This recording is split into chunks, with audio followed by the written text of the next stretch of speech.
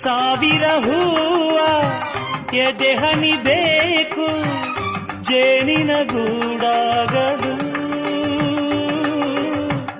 ಸಾವಿರ ಭಾವ ಸಂಧಿಸಬೇಕು ಕನ್ನಡ ನಾಡಾಗಲು.